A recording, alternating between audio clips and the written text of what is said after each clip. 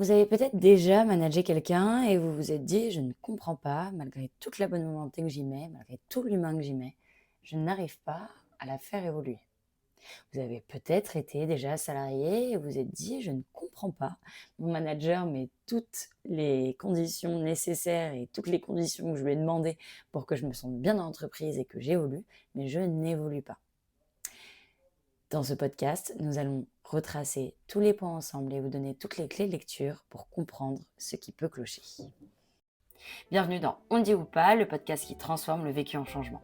Aujourd'hui, on va aborder les styles de management, 4 cas concrets qui vont sûrement vous parler. C'est parti.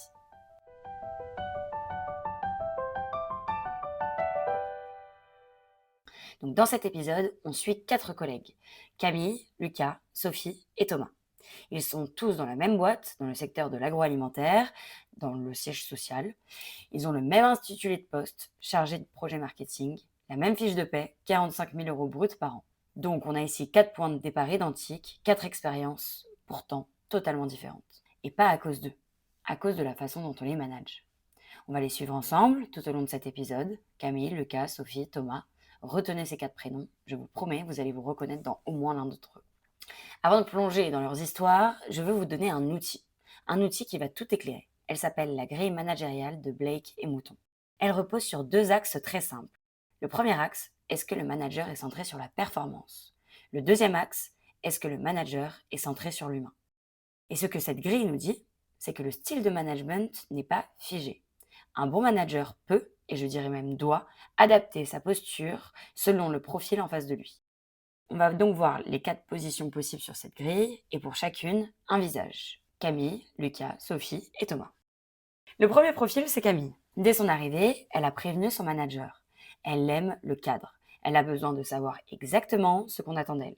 Alors, son manager lui en a donné. Beaucoup. Tout est structuré, tout est contrôlé, son manager décide, elle applique. Elle ne pose plus de questions, elle ne propose plus rien, elle fait ce qu'on attend et rien de plus. Ce modèle, on l'appelle le management directif ou le management autoritaire.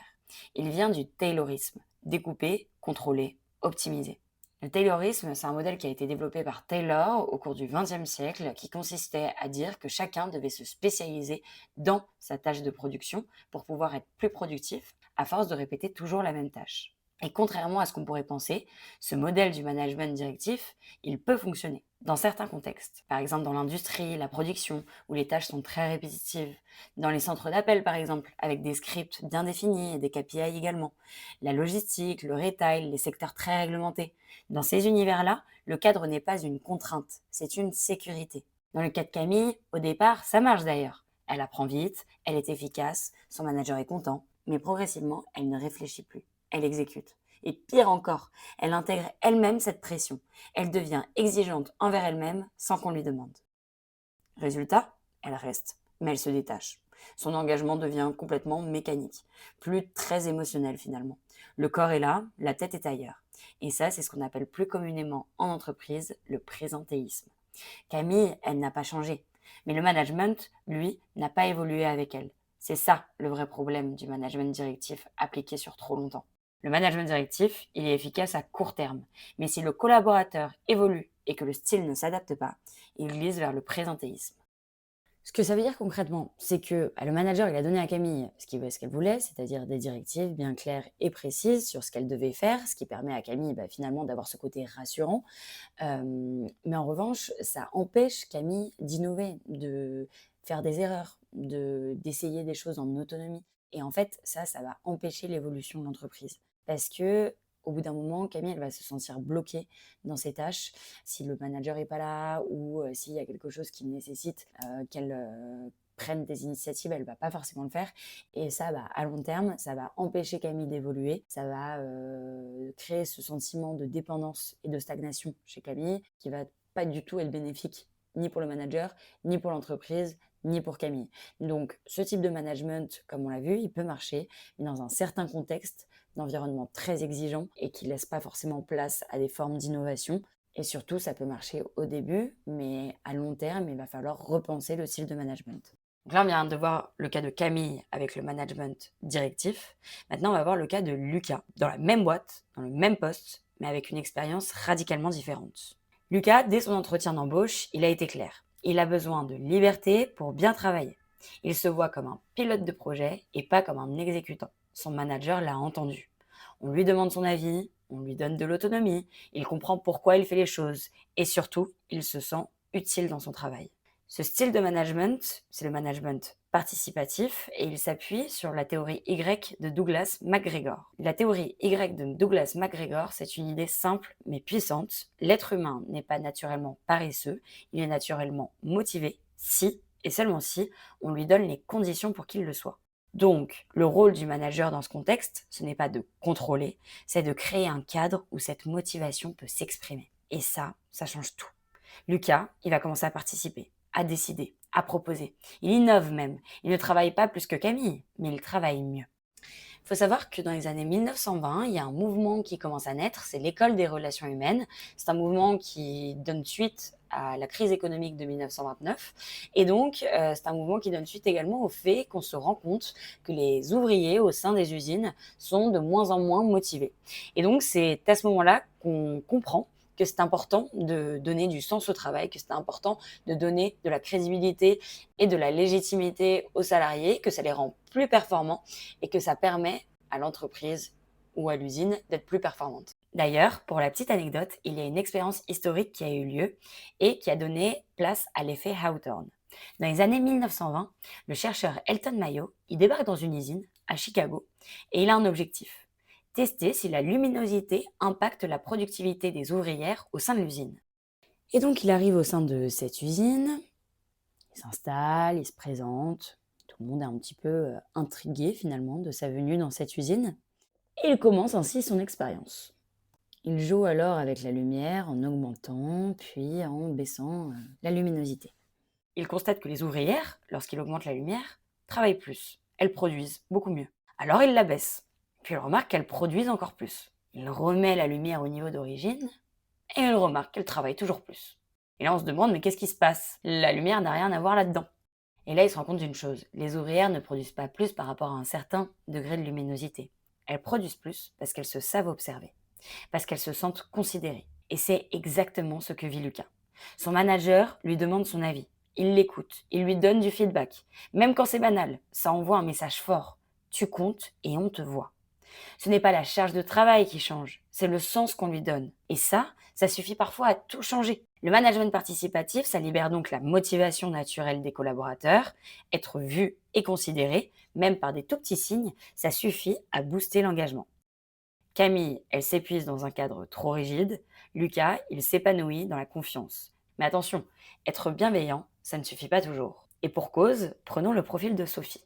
Sophie, elle a un manager qui est quelqu'un de vraiment bien. Il la protège, il l'accompagne, il la rassure. À chaque doute, il est là.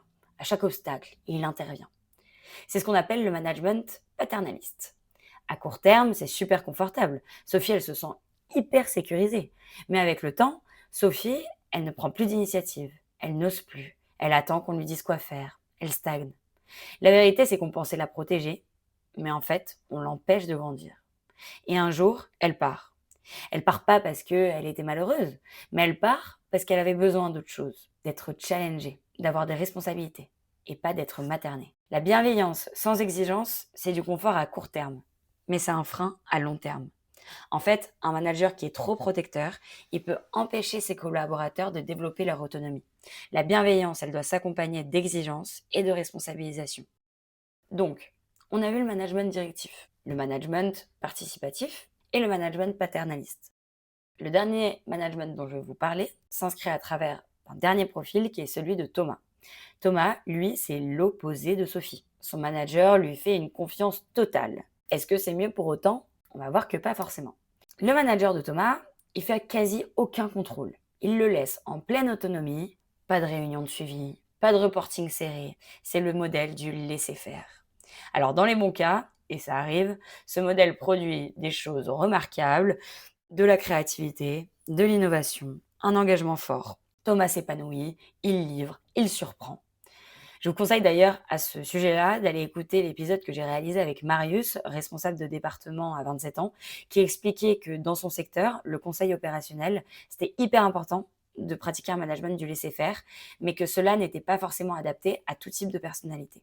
On revient à notre Thomas. Le problème ici, c'est que le manager de Thomas, il ne met pas de cadre. Et sans cadre clair, Thomas commence à perdre ses repères. Il ne sait plus très bien ce qu'on attend de lui. Il se demande si ce qu'il fait compte vraiment. Et une question revient en boucle dans sa tête. Est-ce que je vais dans la bonne direction?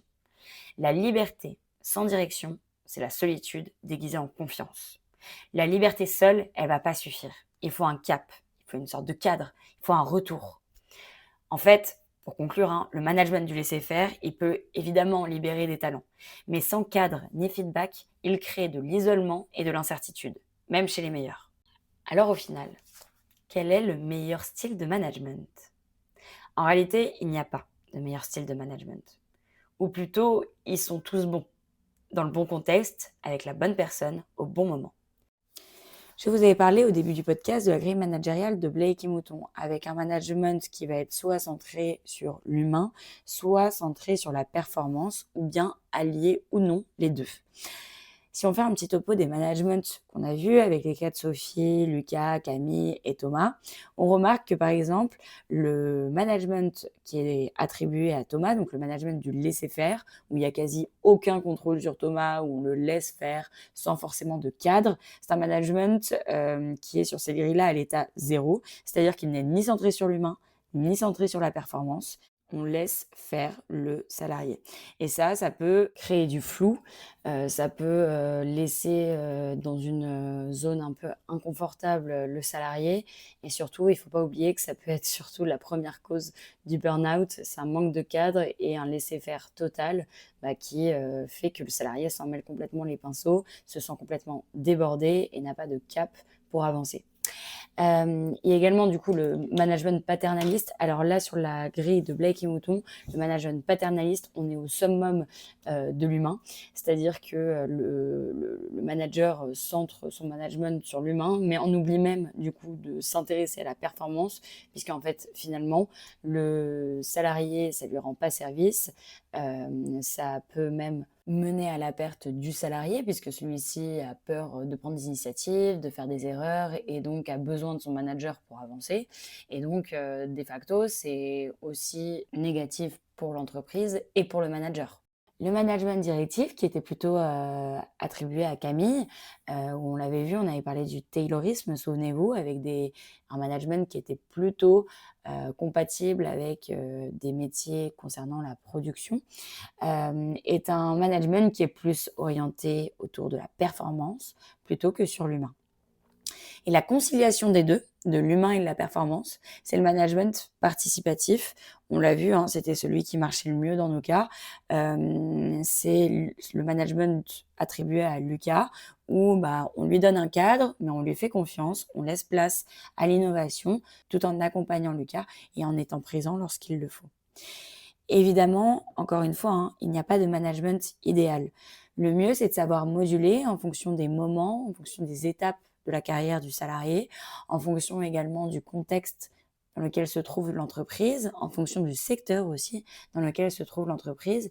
Et c'est bien pour un manager de connaître ces outils-là, parce que ça va le permettre de switcher entre différentes formes de management, soit entre différentes personnes, mais aussi avec la simple et même personne. Camille, par exemple, elle avait besoin de cadre. Le manager lui en a donné, c'était juste, mais elle a évolué et le management n'a pas évolué avec elle. C'est là que ça peut coincer. Lucas avait besoin d'autonomie, on le lui a accordé, il a décollé. Sophie avait besoin d'être protégée, au départ, mais pas pour toujours, et ça a fini par lui porter préjudice. Thomas avait besoin de liberté, mais aussi d'un cap. Il n'en a pas eu, ça lui a porté préjudice. En fait, le vrai sujet, ce n'est pas de choisir un style et de s'y tenir, c'est de savoir l'adapter en fonction de qui est en face et de où il en est, et surtout en fonction du contexte de l'entreprise. Un bon manager, c'est quelqu'un qui se pose régulièrement la question: est-ce que ma façon de manager correspond encore à ce dont cette personne a besoin? Et est-ce que ma façon de manager correspond au contexte dans lequel on s'inscrit? On pense souvent que les salariés quittent une entreprise, ses locaux, sa culture, ses process. Mais en réalité, ils quittent un management. Et à l'inverse, ils peuvent rester pour un manager. Alors, la prochaine fois que vous vous posez la question pourquoi cette personne part, retournez là. Posez-vous celle-ci. Mon management lui correspondait-il vraiment? Être manager, c'est un métier en soi. C'est pas être expert dans un domaine pour pouvoir évoluer en tant que manager.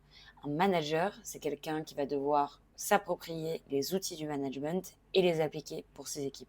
Pour cela, c'est important de passer par ces outils-là et de poser des mots sur certaines situations, sur certaines façons d'agir pour pouvoir comprendre ce qui peut se jouer en entreprise, comprendre ses équipes et pouvoir les accompagner pour les faire évoluer. Merci d'avoir écouté cet épisode de podcast. J'espère que cela vous aura aidé à comprendre, soit en tant que manager, soit en tant que manager, quels sont les différents styles de management et comment les adapter à chaque profil ou à chaque contexte. De votre côté, je vous invite à aller écouter les podcasts que j'ai réalisés en interview avec des managers et des managers justement qui racontent leurs expériences managériales. Ça vous permettra de faire le lien avec ce podcast. Vous pouvez également me contacter si vous avez une expérience à partager à l'adresse email onditoutpas@gmail.com. Et en attendant, je vous souhaite une bonne journée ou une bonne soirée. C'était On le dit ou pas, le podcast qui transforme le vécu en changement.